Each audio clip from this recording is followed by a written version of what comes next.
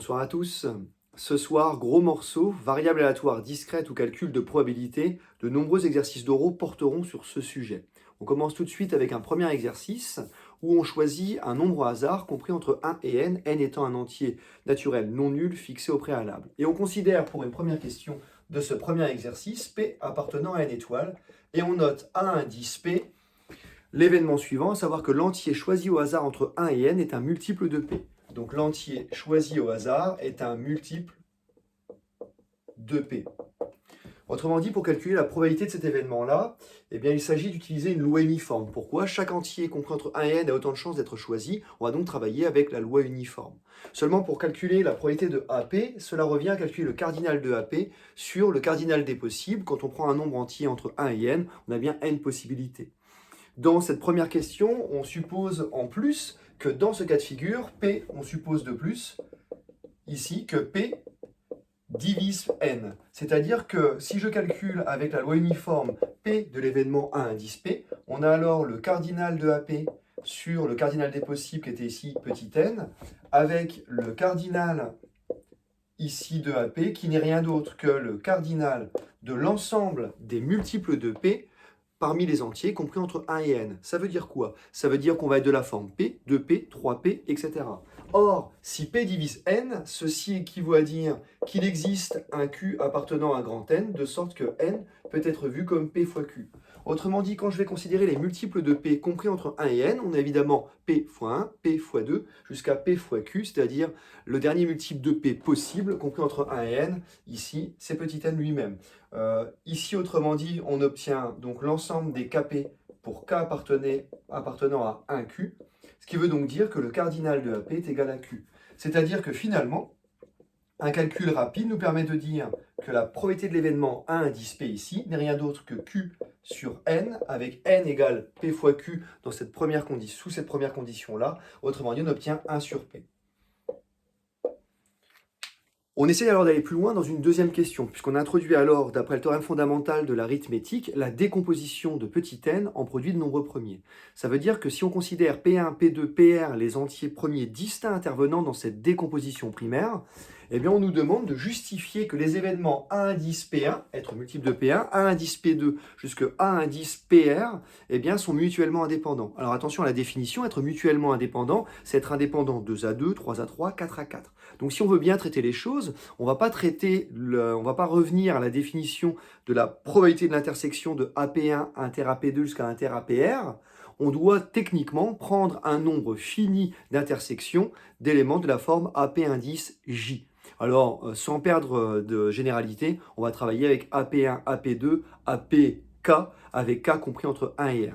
Autrement dit, dans cette deuxième question, on va essayer de revenir à la définition de la mutuelle indépendance, c'est-à-dire qu'ici, en considérant les événements A indice PI, on va essayer de montrer, comme je l'ai annoncé, que l'intersection d'un nombre fini d'entre eux, donc on va considérer AP1, inter AP2, inter ici APR, égale au produit des probabilités A indice PI pour I allant de 1 à R.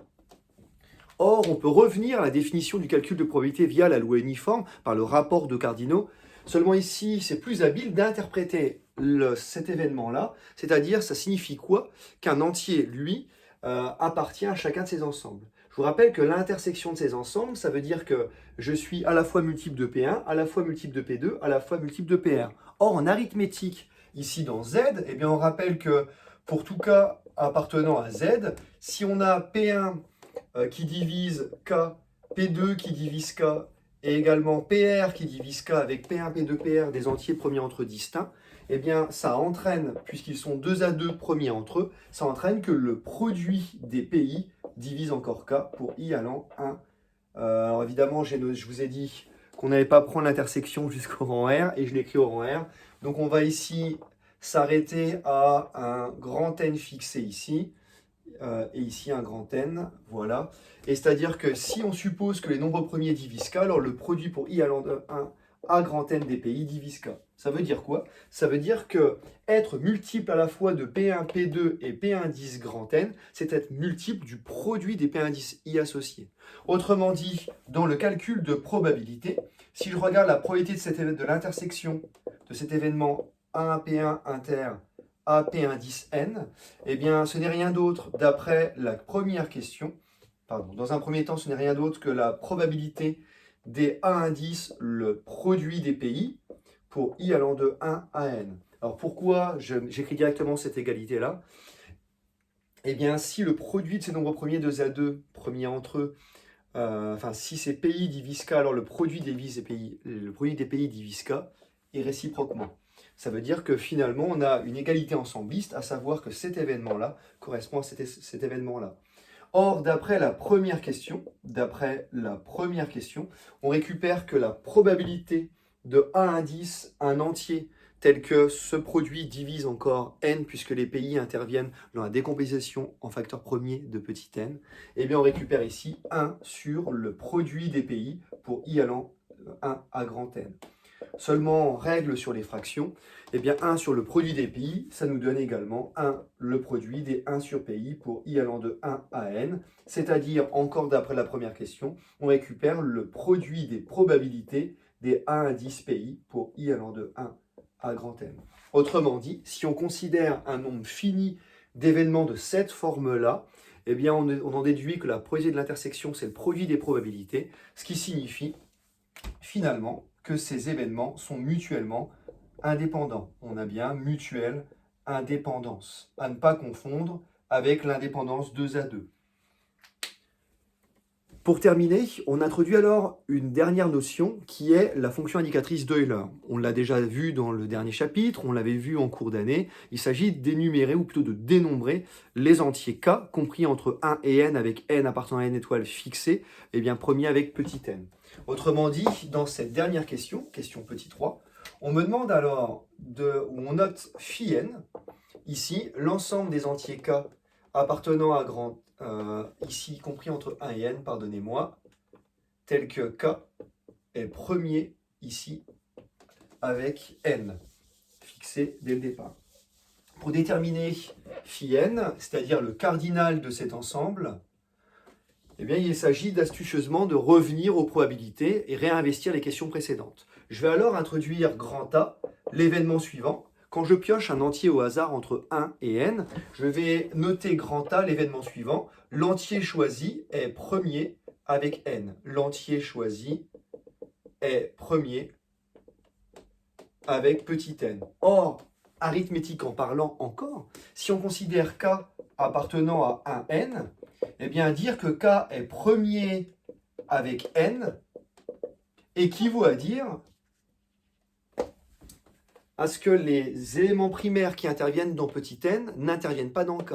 Je vous rappelle qu'on a choisi de noter P1, P2, P indice R, la question précédente, les premiers distincts intervenants dans petit n. Pour qu'un entier K soit premier avec petit n, eh bien ceci équivaut à dire que pour tout i, les éléments PI, eux, ne divisent pas K. Ça veut dire quoi? Ça veut dire que être premier avec n, c'est ne pas être multiple de PI ici. Autrement dit, quand je calcule l'événement ici P indice A et sa probabilité, d'après la loi uniforme, c'est encore le cardinal de A sur petit n, mais le cardinal de A, c'est bien phi n par définition. Ça veut dire que par produit en croix, le cardinal de A, que j'avais noté phi n, c'est égal à n fois P de A.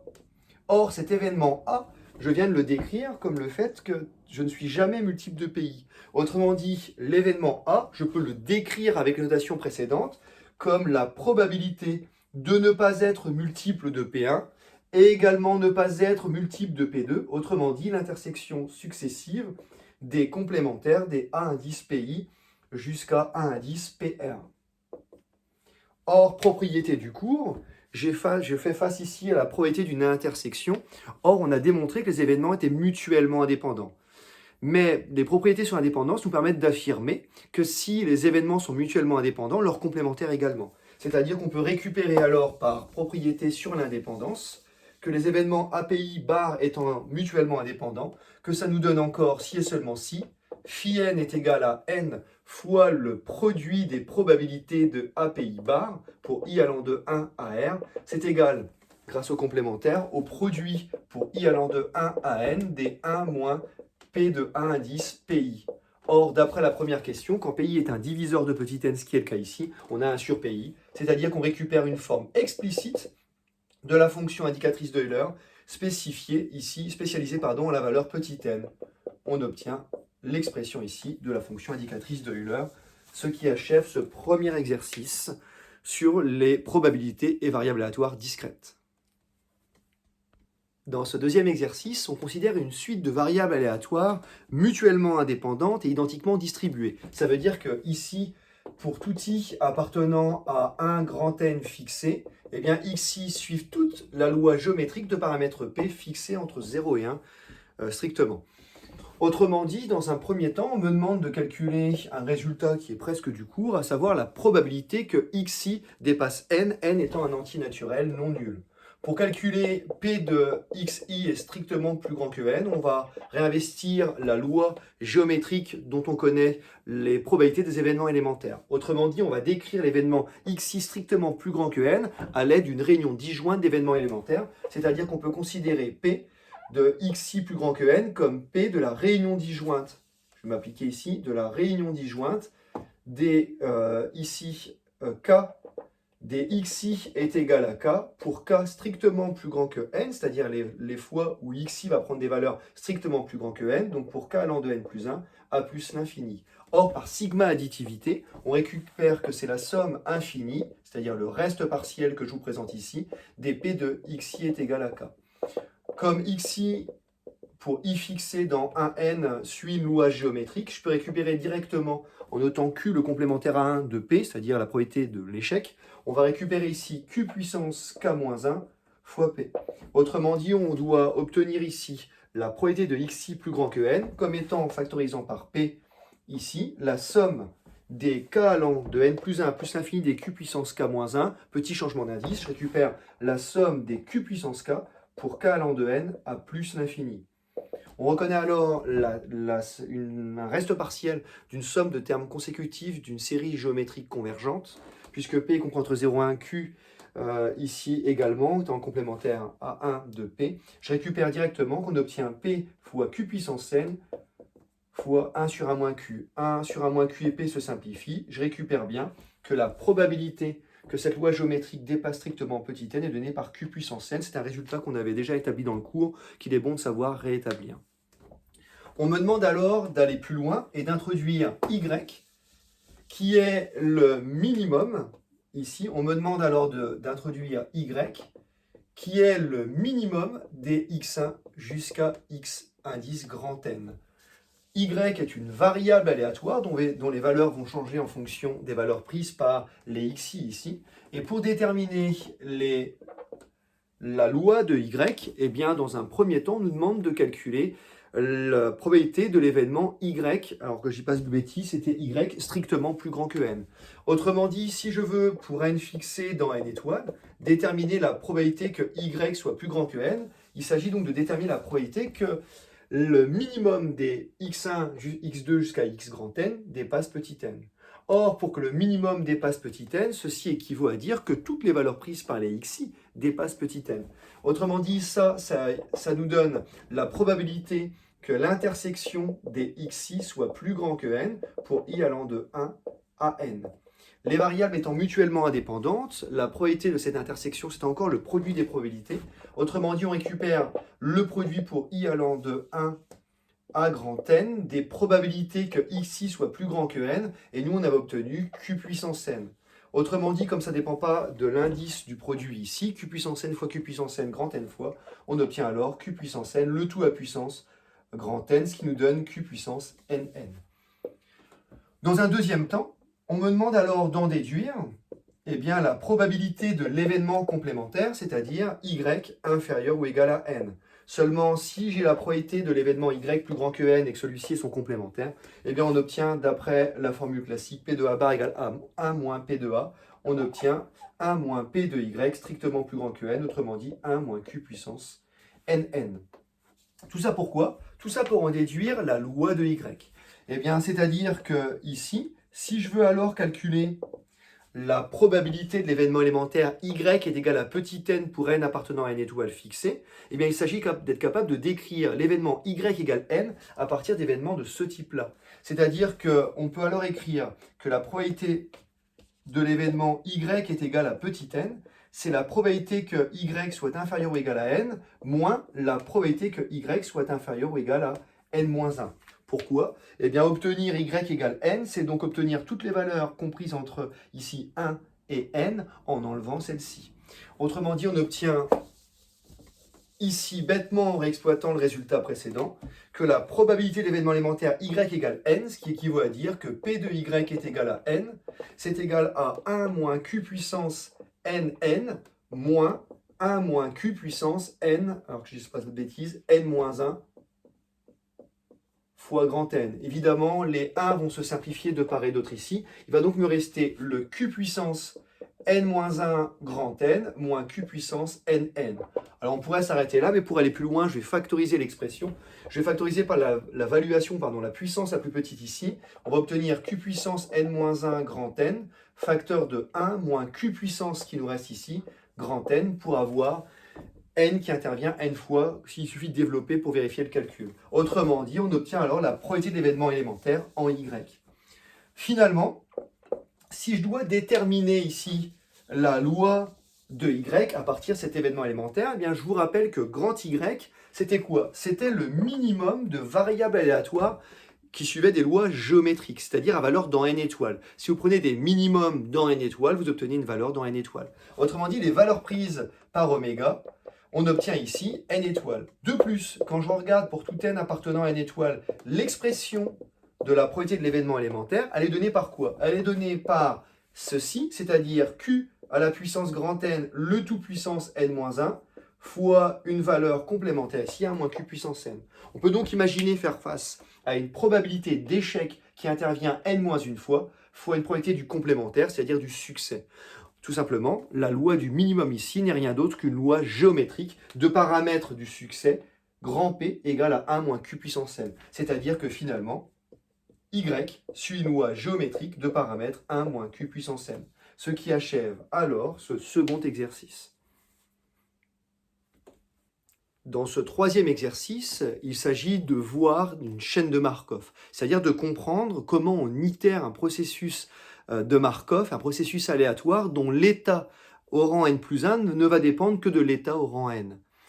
Autrement dit, dans cet exercice, on considère ici 3 points A, B et C, pour lesquels on va donc déplacer un véhicule instant après instant. On vous donne des probabilités de transition, c'est-à-dire que si le véhicule à un jour donné est en A, le lendemain il a une probabilité donnée d'aller en B, et une probabilité donnée d'aller en C. Si je suis en B un jour donné, je peux repartir en A, ou alors je peux aller en C. De la même façon, si je suis en C, je peux repartir en B, ou repartir en A.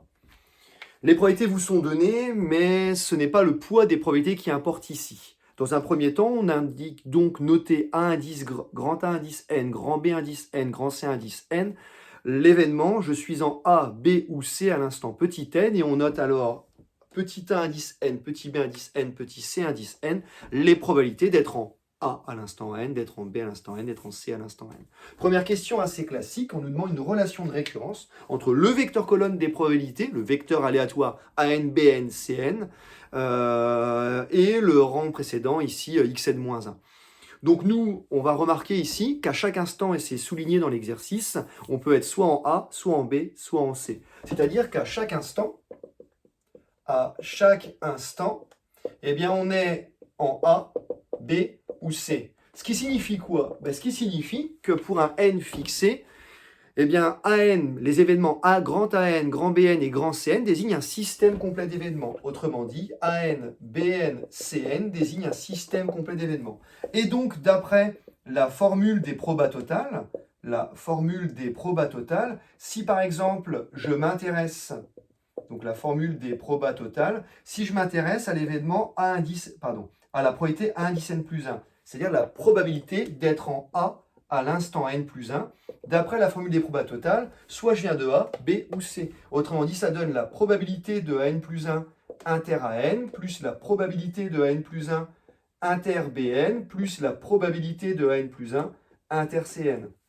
Évidemment, dans ces chaînes de Markov, comme l'instant n plus 1 dépend directement de l'instant n, eh bien, il s'agit de conditionner alors par rapport à AN, BN et CN, chacune de ces intersections. Autrement dit, on va obtenir P de AN fois la probabilité de AN plus 1, sachant que je proviens de A à l'instant n, plus la probabilité de BN fois probabilité de AN plus 1, sachant que je viens de BN, et ainsi de suite. Autrement dit, en récupérant ou en réutilisant les notations données, ça me permet d'obtenir la relation suivante, à savoir que AN plus 1, c'est la probabilité de AN, c'est-à-dire AN, fois la probabilité d'être en A à l'instant N plus 1, sachant que je viens de A. Or, le véhicule se déplace à chaque fois dans cet exercice, autrement dit ici, c'est 0. Plus B, la probabilité de BN, comme j'ai conditionné par rapport à BN, c'est-à-dire BN, fois la probabilité de transition, donc de venir de B et d'aller sur A. Alors, je me permets de regarder ce que je ne connais pas par cœur. Il s'agissait ici pour nous de 3/4 de chance de passer donc de B vers A, plus Cn fois, je vais juste vérifier encore une fois, je crois que c'est 1/4 ici, pas de problème. Et de la même façon, si je veux la probabilité de l'événement grand B indice n plus 1, on va intercepter avec le système complet, chacun des éléments du système complet d'événements, et en conditionnant, on va obtenir les relations suivantes, à savoir des relations de récurrence ici imbriquées, de la forme donc 3/4 ici, donc AN fois 3/4, je vous laisserai regarder et vérifier dans l'énoncé que ça correspond, plus BN fois C0, plus CN fois 3/4 encore une fois ici. Enfin, plus ici AN fois, que je ne dise pas de bêtises, 1/4, plus BN fois 1/4, plus CN fois 0. De sorte que ce système me permet de dire que le vecteur aléatoire x indice n plus 1 constitué des probabilités n'est rien d'autre que le produit d'une matrice de transition ici, fois le vecteur colonne xn, c'est-à-dire le vecteur constitué de AN, BN, CN, avec la matrice ici qui est donnée par, on a dit, donc 0, 3/4, 1/4, 3/4, 0, 3/4, et ensuite 1/4, 1/4, 0. Cette matrice donc est appelée grand M dans le texte. L'objectif d'une telle modélisation à l'aide d'une relation de récurrence, c'est d'obtenir évidemment la forme explicite du vecteur aléatoire au rang n et de s'intéresser au comportement asymptotique. Alors comme nous, on avait étudié les matrices stochastiques, on avait été capable de justifier que quand elles étaient stochastiques et à question strictement positive, eh bien, il y avait nécessairement convergence. Ça a été fait dans plusieurs problèmes décrits et de façon un peu différente. D'accord ? Donc retenez qu'on doit tendre vers un état stable et c'est ce qu'on essaye de mettre en avant dans cet exercice. Dans un second temps, on me demande alors de calculer les valeurs propres de grand M pour les déterminer. On les note lambda 1, lambda 2, lambda 3. Donc dans un deuxième temps, si je cherche à calculer le polynôme caractéristique associé, alors je vais déjà le présenter, c'est donc le déterminant de lambda fois I3 moins la matrice. Je vais donc obtenir lambda ici, moins 3/4, moins 1/4, moins 3/4, lambda, moins 1/4, moins 1/4, moins 3/4, et lambda. Alors évidemment, je pourrais faire l'impasse sur les calculs et vous les redonner, mais ça vaut peut-être le coup de prendre le temps à chaque fois qu'il y a un polynôme caractéristique de le faire. C'est-à-dire que je ne vais pas brutalement aller chercher les règles de première année pour l'obtenir. Je vais essayer de travailler un petit peu pour placer des zéros. Dans un premier temps, par exemple, on pourrait se dire que je vais essayer de caler un 0 ici en ajoutant l'opposé. C'est-à-dire que C1 va recevoir C1 moins C2. Autrement dit, je vais obtenir lambda ici plus 3/4. Je vais obtenir moins 3/4 moins lambda. Ici, je vais obtenir 0. Je n'ai pas touché aux autres colonnes dans un premier temps. Voilà, hop. Donc voilà la première opération, je la explique. C1 reçoit C1 moins C2. Dans un deuxième temps, je peux essayer, en repérant ici qu'on a l'opposé de lambda plus 3/4, de factoriser la première colonne par lambda plus 3/4 avec un intérêt. Je sors déjà un premier facteur pour mon polynôme caractéristique que je souhaite avoir sous forme factorisée dans le meilleur des cas. Donc j'obtiens donc lambda plus 3/4, facteur de la colonne 1, moins 1, 0 dans un premier temps. Dans un second temps, moins 3/4 ici, lambda moins 1/4, moins 1/4, 3/4, moins 3/4 et lambda. Alors, je ne sais pas, on peut essayer de se battre encore pour mettre des zéros. Alors, on pourrait se battre pour mettre des zéros ici ou là. Mon intérêt, c'est de remettre un 0 ici pour après pouvoir développer suivant la première colonne ou travailler par bloc. Autrement dit, je vais avoir lambda plus 3 quarts fois un nouveau déterminant. Et je décide dans L2 de mettre L2 plus la première ligne pour apporter un 0 ici. Donc L2 reçoit L2 plus L1. Je ne touche pas à la première ligne. Voilà. Ça veut dire que ici, j'obtiens la troisième ligne, pardon, j'y touche pas. J'obtiens L2 reçoit L2 plus L1. 0, lambda moins 3 quarts. Et enfin, moins 3 quarts plus donc L2 plus L1, donc on obtient moins 1 ici. Autrement dit, j'obtiens enfin un déterminant par bloc ici, hop, hop. Autrement dit, en développant, j'obtiens l'expression du polynôme caractéristique, lambda plus 3 quarts, fois le déterminant ici de ces deux sous-matrices, 1 fois celui-ci, à savoir lambda carré moins 3 quarts de lambda, pour ce produit en croix, ici, moins 1 quart. Alors évidemment, si je souhaite le factoriser, on peut recourir encore une fois au discriminant, mais là on voit rapidement que 1 est racine, c'est-à-dire que vous avez ici, alors, la matrice n'était pas stochastique, faites attention, puisque on n'a pas tout à fait la matrice de transition, mais on a transposé de la matrice de transition. Alors si je dis pas de bêtises, faites la somme des lignes, ça donnait pas 1, mais c'est la somme des colonnes qui donnait 1 ici. Et donc, bref, on pouvait anticiper que 1 était valeur propre. J'obtiens donc ici, en factorisant très rapidement, lambda moins 1, facteur de lambda plus 1 quart. J'obtiens alors mes trois valeurs propres, c'est-à-dire lambda 1 est égal à moins 3 quarts, lambda 2 est égal à moins 1 quart, et lambda 3 qui est égal à 1, ce qui était déjà affiché dans cette deuxième question. Au passage, la matrice est une matrice 3-3 qui possède trois valeurs propres distinctes. On en déduit qu'elle est diagonalisable, mais ce n'est pas l'objet de cet exercice. Je continue. Question suivante, on me demande alors... Je vais me faire un petit peu de place parce que la question est un peu plus délicate. On me demande alors de déterminer ou de montrer qu'il existe un unique vecteur U0 appartenant au sous-espace propre associé à la valeur propre 1 et dont la somme des composantes est égale à 1. C'est-à-dire que si je cherche ici le sous-espace propre associé à la valeur propre 1, eh bien rapidement on peut considérer X un vecteur colonne et traduire le fait que grand X appartient au sous-espace propre associé. C'est-à-dire au fait que mx soit égal à x et obtenir un système de trois équations, trois inconnues, en les composantes de grand X, petit y, petit z.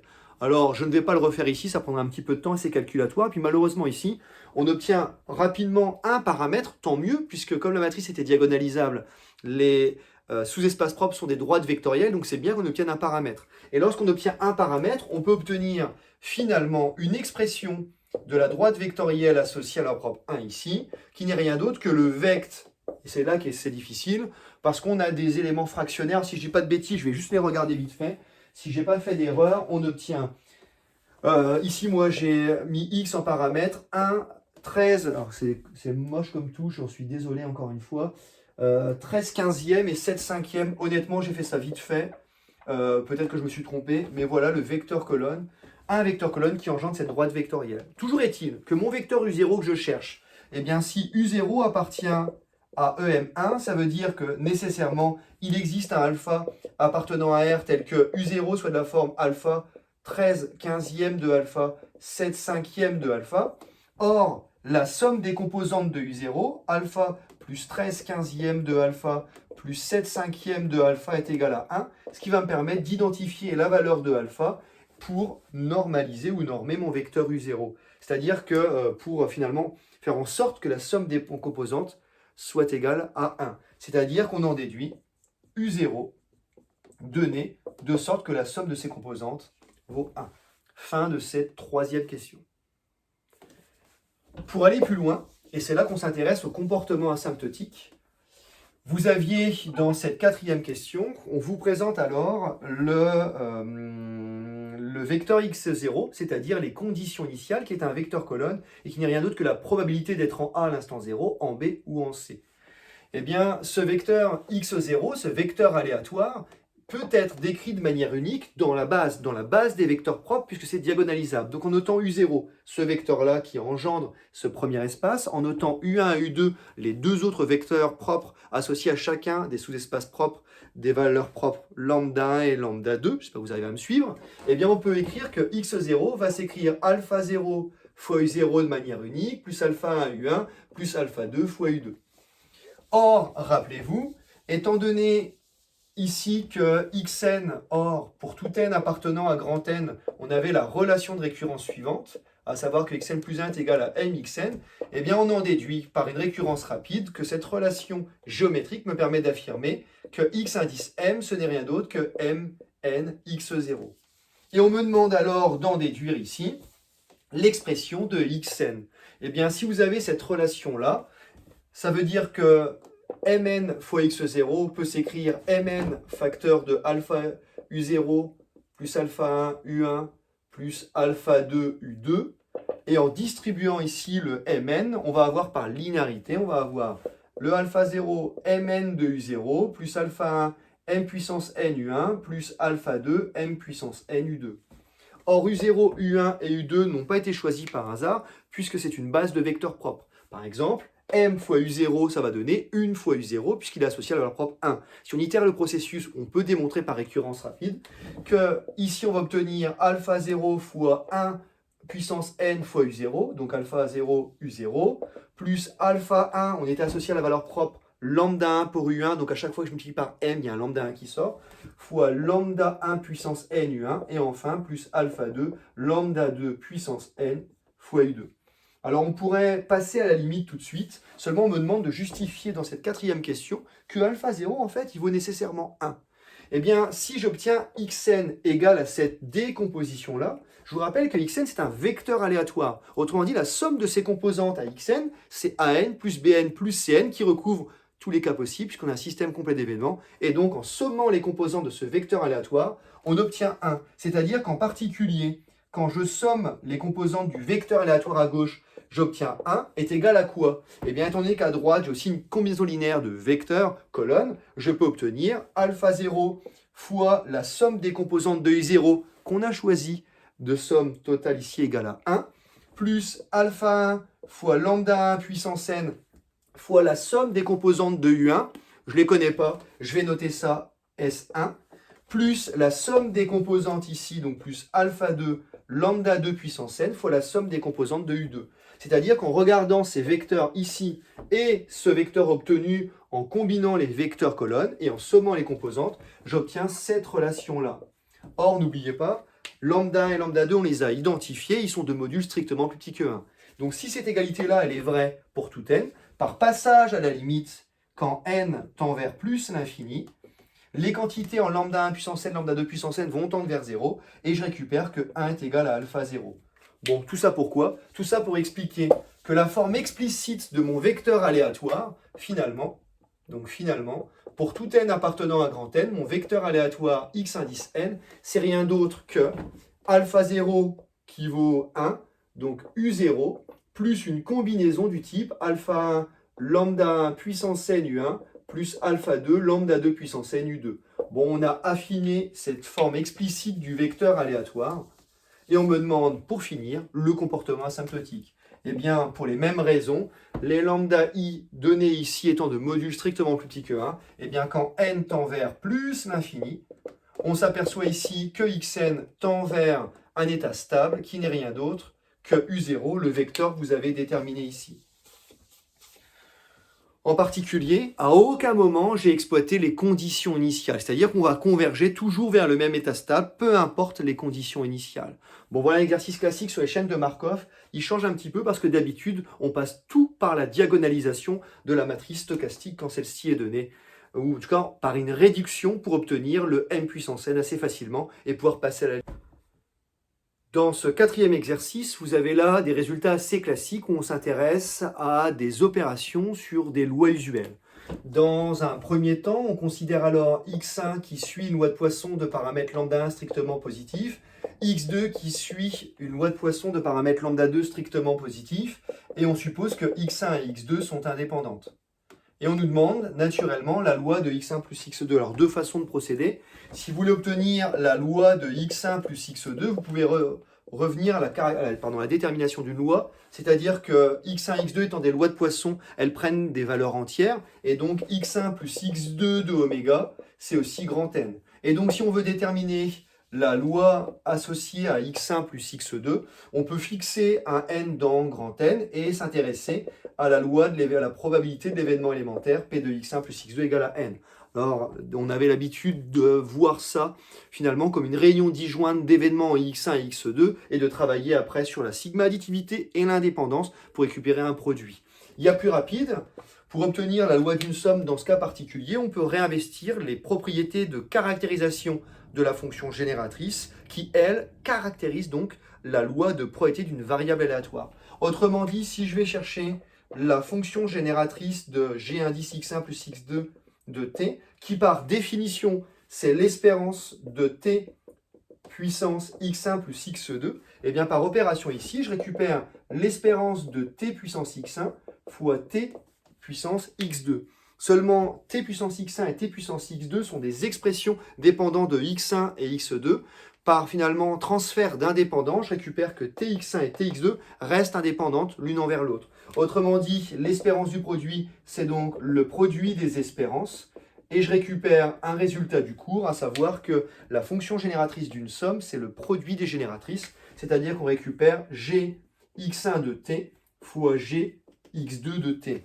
Ce qui veut dire quoi? Que pour déterminer la loi de x1 plus x2, je vais déterminer la fonction génératrice de x1 plus x2 comme le produit, grâce à l'indépendance, des fonctions génératrices associées.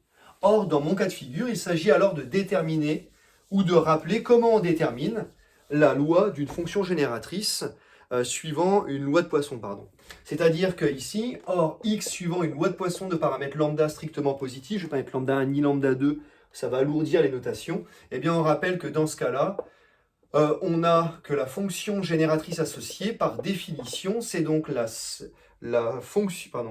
de la série associée pour n allant de 0 à plus l'infini, puisque je suis à valeur d'un grand N, des p de x égale n t puissance n, c'est-à-dire qu'on somme pour n égale 0 à plus l'infini. On a une loi de Poisson, donc des exponentielles moins lambda, lambda puissance n sur factoriel n fois t puissance n. Alors habilement, vous sortez l'exponentielle moins lambda, on récupère une somme, une série exponentielle ici, c'est-à-dire qu'on va avoir exponentielle moins lambda fois la somme de n égale 0 à plus l'infini des lambda t puissance n sur factoriel n.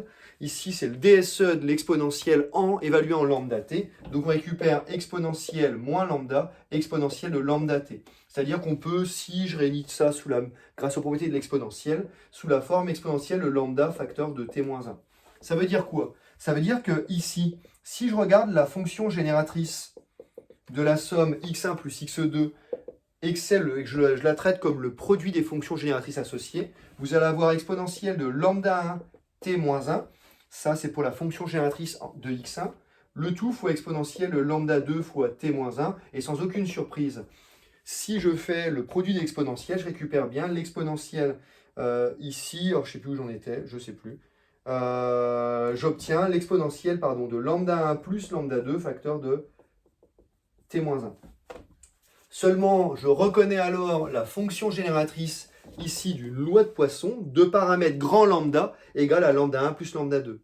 Or, la fonction génératrice caractérisant la loi d'une variable aléatoire à valeur dans grand N, eh bien on en déduit ici que x1 plus x2 va suivre une loi de Poisson de paramètres grand lambda égale à lambda 1 plus lambda 2. La somme de deux lois de Poisson indépendantes de paramètres lambda 1 et lambda 2 donne encore une loi de Poisson de paramètres lambda 1 plus lambda 2, ce qui achève cette première question. Dans un deuxième temps, on me demandait alors d'en déduire l'espérance et la variance, et j'oublie les énoncés. Dans un deuxième temps, on me demandait également d'en déduire l'espérance et la variance, c'est-à-dire que si je sais que c'est une loi de Poisson, alors l'espérance de x1 plus x2, c'est lambda 1 plus lambda 2, et la variance de x1 plus x2, c'est ici lambda 1 plus lambda 2, le paramètre. Bon, on retrouve que l'espérance d'une somme, c'est la somme des espérances, ça pas de problème, et que la variance de la somme de deux variables aléatoires indépendantes, c'est bien la somme des variances. Fin des questions 1, petit a et petit b. Dans un deuxième temps, on me demande alors de considérer d'autres variables aléatoires, donc rien à voir avec la première question. On me demande de considérer grand X, une variable aléatoire à valeur dans n. On considère également y, j'ai oublié ce que c'était. Y, c'est une loi de Poisson, alors je ne sais plus où j'en suis. Non, rien du tout, il n'y a pas de y, pardon. Et on suppose que, je cherche la loi de x, mais je connais, la loi de x conditionnée ici par y égale m, et on dit que ça suit ça une loi binomiale. Alors, je suis désolé, je n'ai pas l'énoncé encore une fois, de paramètres MP.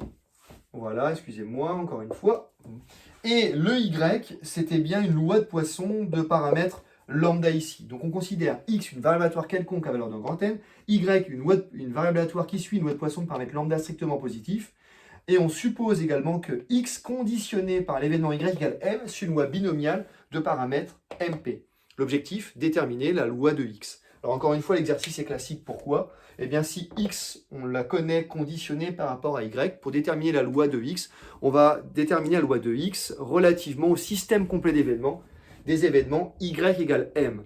Autrement dit ici, si je veux déterminer la loi de X, comme elle a la valeur d'un grand N, je vais fixer N appartenant à grand N, et je vais calculer P de X est égal à N. Étant donné qu'on a un système complet d'événements en les valeurs y égale petit m, on va obtenir, d'après la formule des probas totales, la somme pour toutes les valeurs m allant de 0 à plus l'infini, puisque y est une loi de Poisson, c'est une variable qui prend des valeurs dans grand N, des p de x est égal à n intercepté avec y est égal à petit m. Autrement dit, en conditionnant ici relativement à y, je récupère, si et seulement si, la probabilité de cet événement élémentaire est donnée par la somme pour m allant de 0 à plus l'infini. Je conditionne des p de y égale m fois la probabilité que x prenne la valeur petit n conditionnée par l'événement y égale m.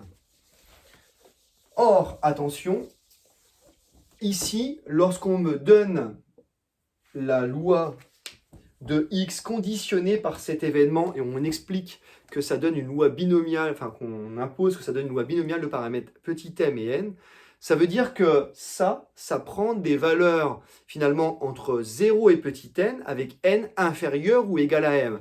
Pourquoi je vous dis ça? Parce que la définition du conditionnement de x égale n conditionné par y égale m, ça veut dire que ça vaut 0. Si vous interprétez ça, la loi binomiale, comme une loi de comptage du nombre de succès, eh bien le nombre de succès conditionné par le paramètre m et par les paramètres m et p ne peut pas excéder le paramètre petit m.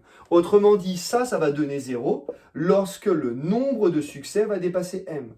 Et dans un autre cas, cette fois-ci, lorsque n est inférieur ou égal à m, on va récupérer que la probabilité d'avoir n succès, c'est donc n parmi m fois p puissance n, q puissance m moins n. Et là, dans le cas où n est inférieur, le cas complémentaire, à petit m. Autrement dit, quand je somme en petit m à n fixé, je dois faire attention aux valeurs prises par mon conditionnement ici. Autrement dit, comme n est fixé, je ne peux jouer que sur petit m, c'est-à-dire que m a intérêt à être au-dessus de petit n.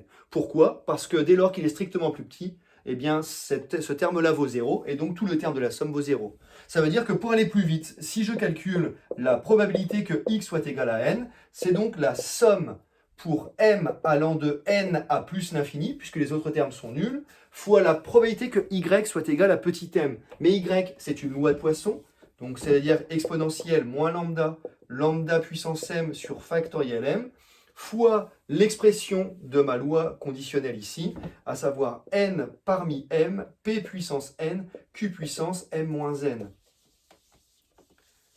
Seulement, même si je fais ce calcul-là, encore faut-il reconnaître quelque chose. Alors, pour reconnaître quelque chose, c'est pas évident et c'est assez astucieux, il faut l'avoir déjà travaillé. Je vais sortir ce qui ne dépend pas, évidemment, de petit m ici. Je vais avoir exponentielle moins lambda. Je m'aperçois que si je casse mon coefficient binomial, j'ai un factoriel m qui va se simplifier, c'est-à-dire qu'on a un factoriel m sur factoriel n fois m moins n factoriel ici. J'ai un factoriel m qui va se simplifier.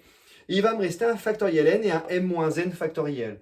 Eh bien, ce qui est habile ici, c'est de faire apparaître des termes en m moins n. C'est-à-dire que je vais avoir un exponentiel moins lambda. Je vais factoriser ici un lambda puissance n. Je vais sortir le factoriel n de la somme, fois la somme, et je vais sortir également le p puissance n, pardonnez-moi, hop, je l'avais oublié celui-là, fois la somme de m égale n à plus l'infini. Il va me rester ici, donc dans mon coefficient binomial, j'ai sorti le factoriel n, il va me rester le m moins n factoriel, il va me rester, comme j'ai sorti un lambda puissance n, un lambda puissance m moins n, fois q puissance m moins n, le tout sur m moins n factoriel.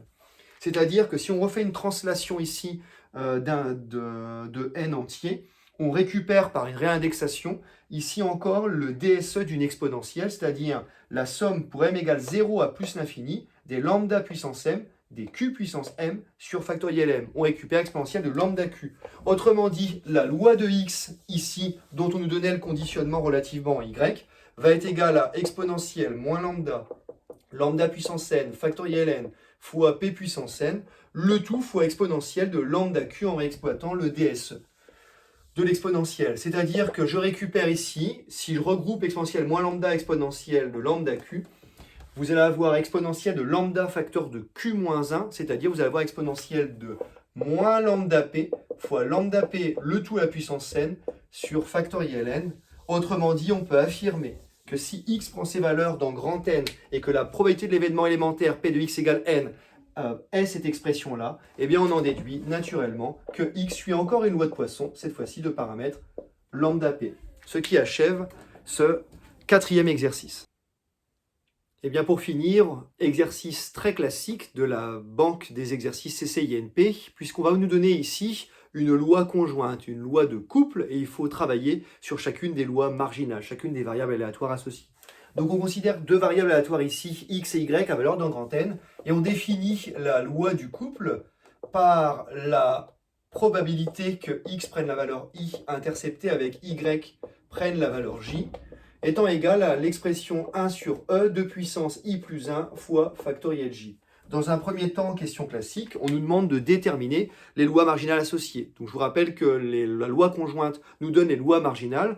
Pour ce faire, il suffit à chaque fois de conditionner ou d'utiliser le système complet d'événements associé à l'autre variable aléatoire. Autrement dit, je rappelle que par exemple, pour obtenir la loi de x, y égale j, l'ensemble de ces événements-là pour j appartenant à grand N désigne un système complet d'événements. Et donc, d'après la formule des probas totales, la probabilité que x soit égal à i pour i fixé dans grand N est égale à la somme pour j allant ici de 0 à plus l'infini des p de x égale i intercepté avec y est égal à j. Autrement dit, il suffit de sommer sur j l'expression suivante, la somme des 1 sur e fois 2 puissance i plus 1 fois factoriel j. Alors, étant donné qu'on somme sur j, il suffit de sortir ici les termes inutiles, qui ne dépendent pas de i, ne sont pas inutiles.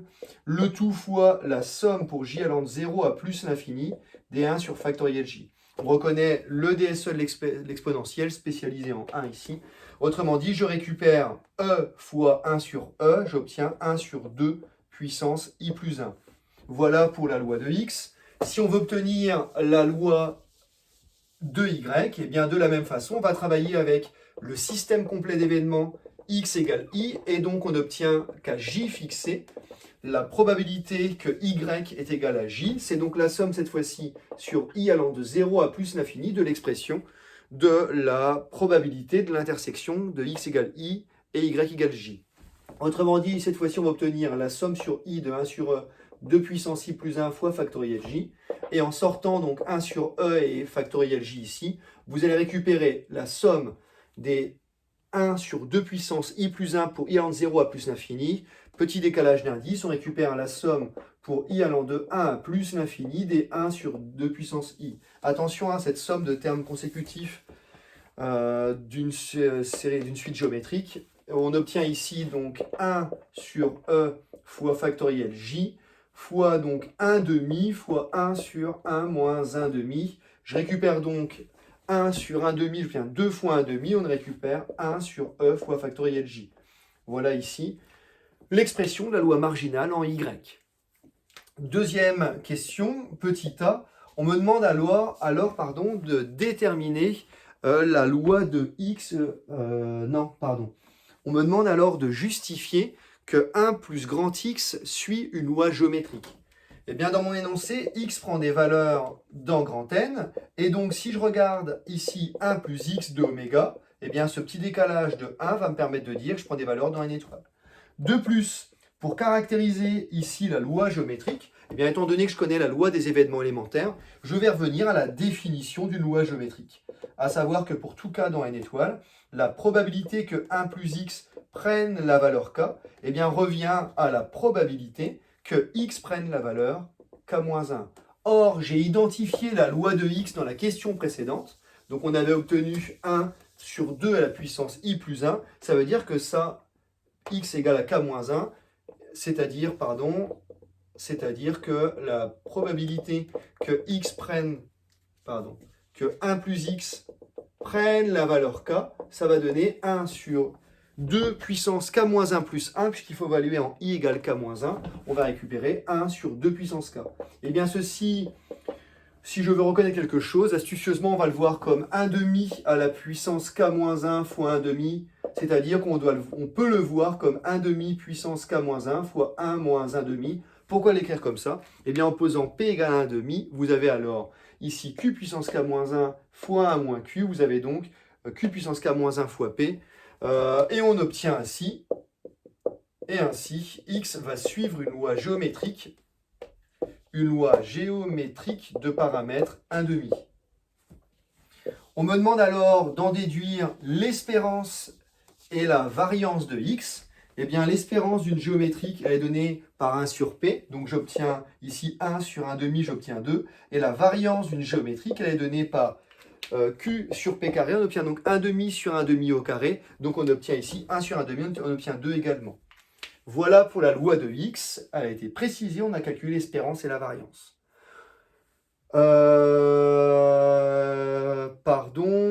C'est pas x qui suit une loi géométrique, c'est 1 plus x. Que je fasse pas de bêtises ici, je suis désolé, c'est 1 plus x qui suit une loi géométrique. Donc j'efface tout ça, ce qui ne va pas changer grand-chose. Pourquoi? C'est-à-dire que l'espérance de 1 plus x est donc égale à l'espérance d'une géométrique de paramètre 1 demi. On a obtenu ici 2 pour nous, ce qui veut dire que par linéarité de l'espérance de la variable certaine égale à 1, plus l'espérance de x est égale à 2. Autrement dit, on va obtenir par linéarité que l'espérance de x, ça vaut 1, c'est égal à 2 moins 1, 1.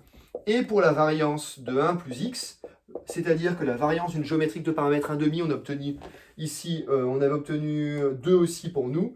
Et par ici, alors c'est pas la linéarité de la variance, méfiez-vous, on va obtenir que la variance de ax plus b, c'est a carré fois la variance de x plus 0. Autrement dit, on va obtenir que la variance de x est égale à 2. Ce qui nous donne ici espérance et variance de x. Attention à ne pas confondre avec 1 plus x qui, elle, était géométrique. Pardonnez-moi. Si on veut aller plus loin, on me demande alors de faire la même chose en y. Seulement y, elle, n'est pas déterminée. Donc si je veux obtenir l'espérance de y, je n'ai pas d'autre choix que de revenir à la définition de l'espérance. Alors l'espérance de y, elle est donnée sous réserve d'existence, ce sont des variables ici à valeur infinie dénombrable, est donnée par la somme pour j allant de 0 à plus l'infini des j fois p de y est égal à j. Faites attention à bien respecter les indices donnés dans l'énoncé. On obtient alors la somme pour j allant de 0 à plus l'infini des j fois 1 sur e fois factoriel j. C'était associé à la loi marginale en y. Autrement dit, j'obtiens 1 sur e fois la somme pour j allant de 0 à plus l'infini des j sur factoriel j. Alors faites attention de ne pas simplifier trop vite pour ne pas faire apparaître un j-1 factoriel qui démarrerait à j égale 0. Ce serait malvenu. Donc dans un premier temps, pour j égale 0, ce terme-là il est nul, ce qui me permet de démarrer la somme ici en 1 pour dire qu'on a la somme de j égale 1 plus l'infini des 1 sur j-1 factoriel, la simplification je peux l'opérer maintenant, et le décalage me permet de récupérer la somme des 1 sur factoriel j pour j allant avec décalage de 0 à plus l'infini. Autrement dit, je récupère encore la somme des 1 sur factoriel j qui est égale à e fois 1 sur e, ça va me donner 1. Voilà pour le calcul de l'espérance. Pour la variance de y, eh bien, étant donné que j'ai la loi de y, ça va être pas beaucoup plus difficile. Seulement, je vais réinvestir la formule de Koenig-Huygens, c'est-à-dire que la variance de y, c'est donné par l'espérance de y carré moins l'espérance de y, le tout au carré. Autrement dit, si je vais calculer de front la somme par théorème de transfert des j carré fois p de y égale j, ben, je vais être confronté à des difficultés de simplification en j carré. Donc, astucieusement, on va ici le voir comme y facteur de y moins 1 plus e de y moins l'espérance de y au carré. Autrement dit, c'est l'autre formule d'Huygens pour calculer la variance. On obtient ici par théorème de transfert la somme pour j j-1 pour j allant de 0 à plus l'infini des 1 sur e factoriel j, plus l'espérance de y, je l'ai calculé avant, c'est 1, moins 1, c'est de là simplifie. Autrement dit, on recommence, je sors le 1 sur e, je ne simplifie pas tout de suite, je constate que pour j égale 0, j égale 1, les premiers termes s'annulent. Autrement dit, je récupère 1 sur e fois la somme pour j égale 2 à plus l'infini des 1 sur factoriel j. Attention, j-1, le tout sur factoriel j. Je peux alors simplifier ma factorielle et faire apparaître la somme pour j égale 2 à plus l'infini des 1 sur j-2 factoriel. Petite translation sur les indices, c'est-à-dire changement d'indice. On récupère encore le DSE de l'exponentielle. On récupère encore 1 ici pour le calcul de la variance en y. Alors l'exercice pourrait s'arrêter là. On nous demande d'aller un peu plus loin, de vérifier si x et y sont indépendantes. Donc je reviens à la définition. Pour tout ij fixé dans n carré, il s'agit de vérifier que la probabilité de x égale i intercepté à y égale j est bien égale au produit des probabilités. Bon, ben, je vous laisse le faire parce que là, par produit direct, on montre que x et y sont bien indépendantes. Dernière question alors. Donc là, c'est la question petit 4. Il suffit de vérifier que x et y sont bien indépendantes. Dernière question. Je l'ai oublié. Dernière question. On nous demande de calculer un dernier événement, la probabilité que x et y coïncident. Eh bien, lorsqu'on cherche à calculer la probabilité de cet événement-là, on va encore une fois décrire ensemblistement cet événement-là à partir d'événements élémentaires. Autrement dit, l'événement x égale à y, c'est aussi la réunion disjointe de tous les événements où x prend la valeur k et y prend la valeur k. Seulement par sigma additivité, j'obtiens encore une somme infinie des p de x égale k intercepté avec y égale k, mais on a montré que les variables étaient indépendantes. Autrement dit, x et y étant indépendantes, je récupère le produit des probabilités. Autrement dit, j'obtiens la somme de k égale 0 à plus l'infini. Alors j'ai complètement oublié, mais c'était 1 sur 2 puissance k plus 1. Et là, c'était 1 sur e fois factoriel k. Oui, j'ai remplacé i par k et j par k ici. Autrement dit, j'obtiens 1 sur e encore une fois, 1 sur 2e, je vais le voir comme ça, je vais sortir un 2, et il va me rester ici la somme de k égale 0 à plus l'infini des 1,5 à la puissance k, le tout sur factoriel k. Pourquoi le voir comme ça? Je remarque encore qu'on a une somme infinie de la forme z puissance k sur factoriel k. Pour tout z complexe, on a convergence et ça tend vers exponentielle de z. Autrement dit, je récupère exponentielle de 1,5, c'est-à-dire qu'on va récupérer racine de e, le tout sur 2e, c'est-à-dire 1 sur 2 racines de e. Voilà pour la correction de cet exercice assez classique sur les lois conjointes et les relations avec les lois marginales. Eh bien, je vous souhaite une bonne soirée. Je vous dis à demain en espérant que chacune de ces vidéos pourront vous aider et faire ressurgir toutes les propriétés sur les variables aléatoires discrètes. Un gros morceau nous attend encore demain en classe. Bonne soirée.